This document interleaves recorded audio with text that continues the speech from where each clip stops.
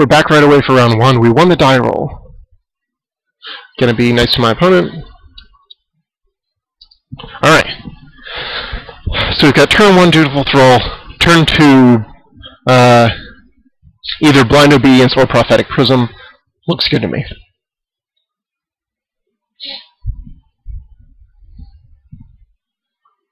Okay, and my opponent has mulliganed to 6.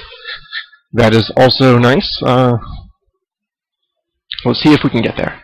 I wonder, I'm really not clear on when you have enough removal and enough control cards to want to draw first. Obviously we want to draw into Gideon and such. Drawing a Swamp here is quite good. Gutter Skulk is slightly more damage.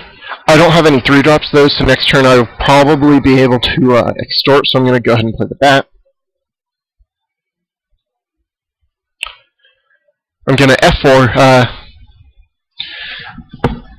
A lot of times you'll F6 if you know your opponent probably can't do anything. However, I like F4 just in case there's some card that I'm not thinking of that would help them. That way, if he comes up with a thing, I can play an answer. Not that I really had anything and I was tapped out anyway, so it's just something I do as a good habit to get into. Okay, I think Blind Obedience is my option here. Or Gutter Skulk. Yeah, probably.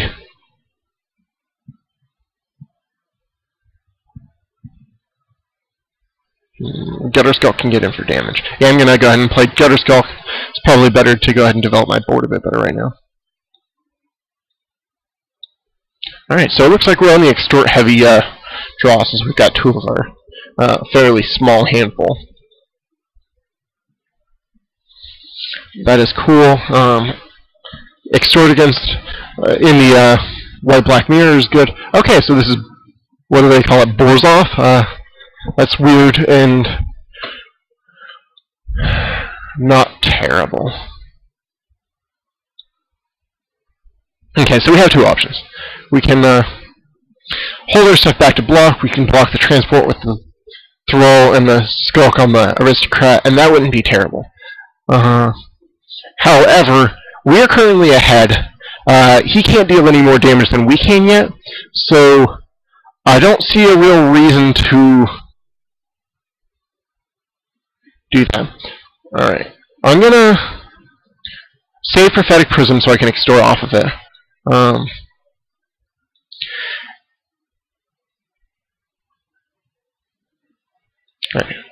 Did that mana wrong.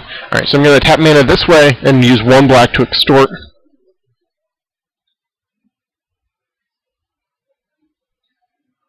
I should have saved that for second main phase, so that he wouldn't know what I was doing.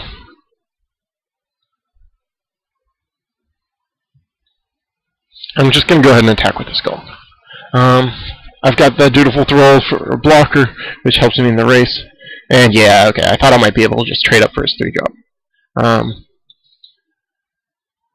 Armored Transport is kind of annoying, so I'm glad to get rid of it.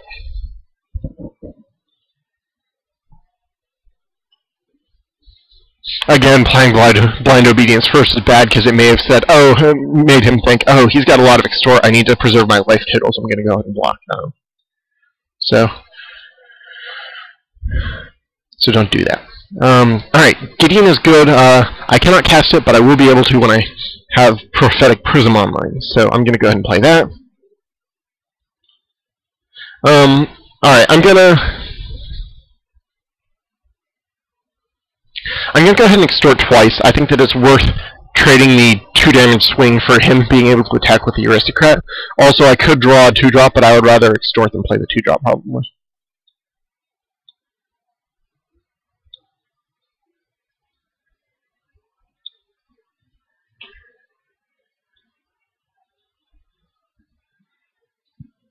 I'm going to always yield to that so it stops letting me know.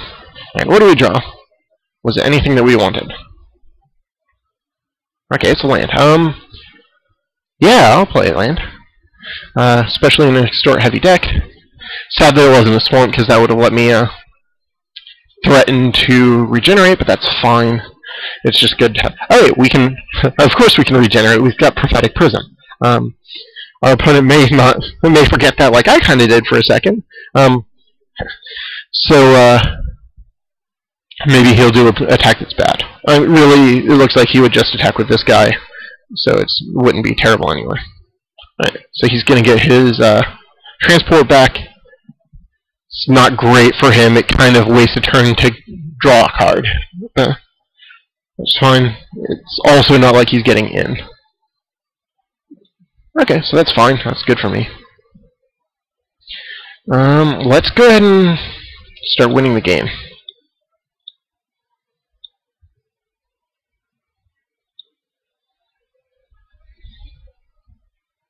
I'm going to not extort just because I want Dutiful Thrall to be able to regenerate. It's especially important that he be able to regenerate now because I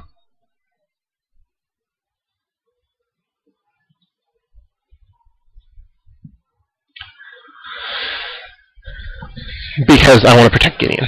Gideon doesn't need much protection, sure, but it's the principle of the thing. Alright, so +1 Gideon. +1 just gives him additional loyalty counters equal to the number of creatures they control, plus the 1 from the +1, obviously. Did I forget to play Guildgate? Oops. So I may have lost an extort trigger by forgetting a Guildgate. I did just wake up, so sorry if I misplaced some. Hopefully we can get there.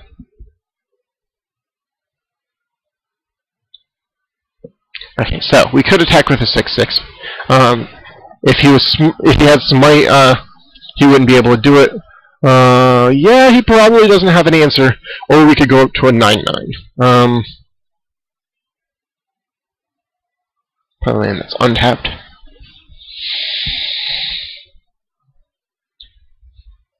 Yeah, he's low enough. I'm going to go ahead and go on the aggressive plan. Alright, so this is preventing damage to him, so the red stuff isn't as good. Alright, cool. So us going on the aggressive plan just won us the game, because he wanted more time, so +1 would have given him it. There's not a lot that we have in our sideboard. This is fine, though. I'm liking this so far. Since he is white, black, red, it looks like he has some of the aggressive creatures, so otherwise it's still probably not bad.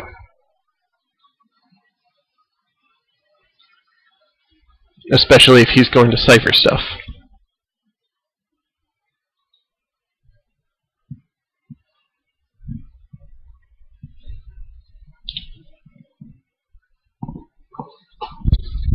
This looks like a good hand, so I'll keep.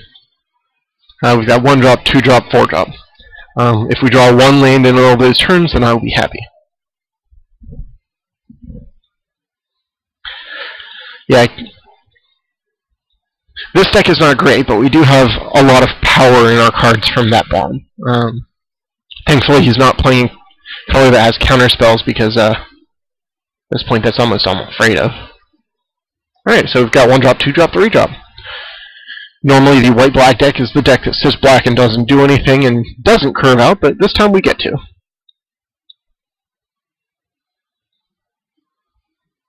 For the 3-drop, I'm actually tempted, instead of playing Gateway Shade, to play Prophetic Prism to search for a land, which will be my play probably. Yeah, okay, yeah. So I'm going to play Prophetic Prism, look for land. I'm going to keep up regeneration.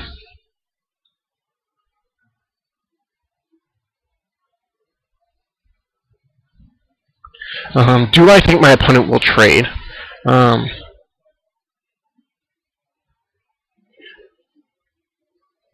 I did miss that my opponent mulliganed to 6. So that's why he has a bit less cards than I would have expected. Okay, we still really need that land. Do I think he'll trade? I think he might. I'm going to go ahead and attack with both. I'm willing to trade 1 for 2 damage if worse comes to worse, because I will be getting damage in from the Skulk. If he does trade with the Skulk, this just gets in a free damage. So I'm willing to do that. Alright. If nothing else, this persuades him to let my Skulk in so that I get the damage.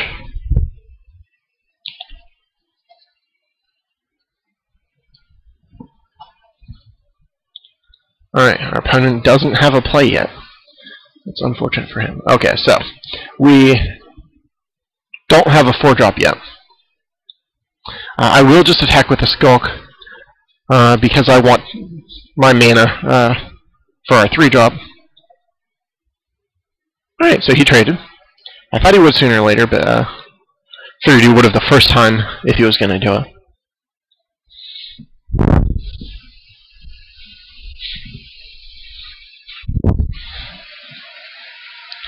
Ogre Slumlord is actually a really good card. It's whenever any non-token creature dies, so it's good with the it's good even if my creatures are the ones dying. Alright, we got up to 4 mana. That is awesome. Curse of Profane will be especially good when he's down to 2 cards. Okay, we don't really have any attacks. We don't really have much of anything besides play Gideon Jura, have him plus himself to get bigger, and do something later. He's got so many lands that it's a bit intimidating. It's like he's got to be able to play whatever else is in his hand, and he didn't play it on turn 4. So it makes me wonder if he just has removal, or if he just has 5 and 6 drops. Oh, okay, right, he's off of red, so those cards are, at least some of them are likely red cards. Alright, so he got back his 2/2, which is the upside of him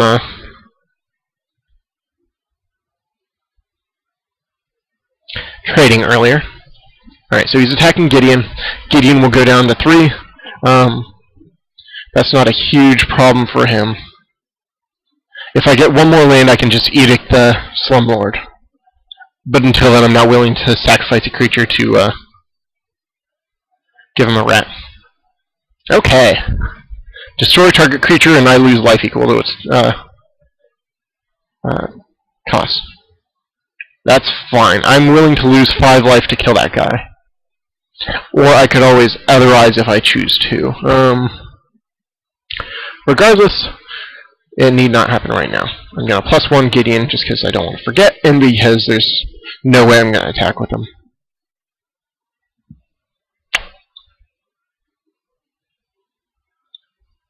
Can I attack with both of these?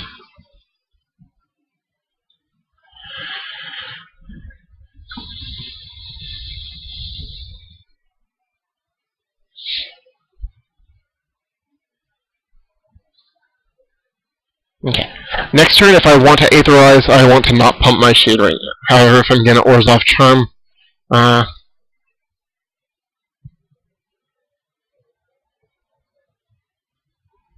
then it's okay too. He only has 1 creature, so I'm probably going to Orzhov Charm. So I'll probably go ahead and pump now. I can use Prophetic Prism to kill Ogre Slumlord. Is there anything that I want to hold on to this for, or should I play it now?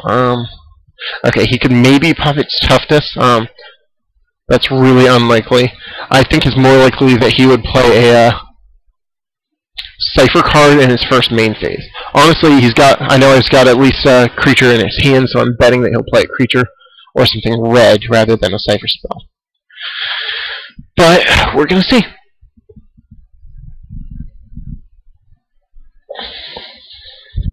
Okay, I am so glad that I saved the Orzhov Charm. That means that I get to kill his creature, get rid of the Holy Mantle.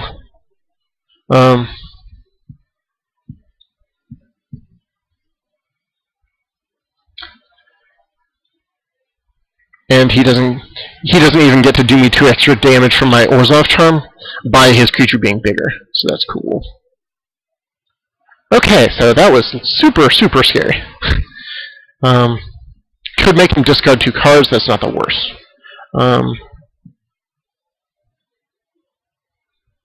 I think that I will attack with a 5/5.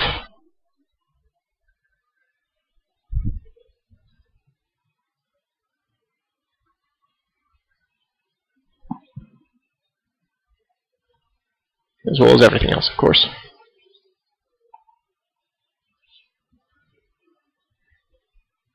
Okay, so that's 5, 6. Could be up to 9. I'm going to make him discard 2 cards, I think. So I'm going to punt this once.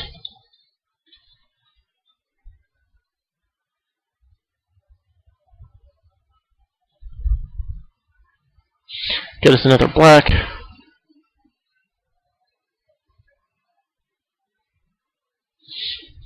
Basically, this is kind of for the long plan of I want him to have as few options as possible.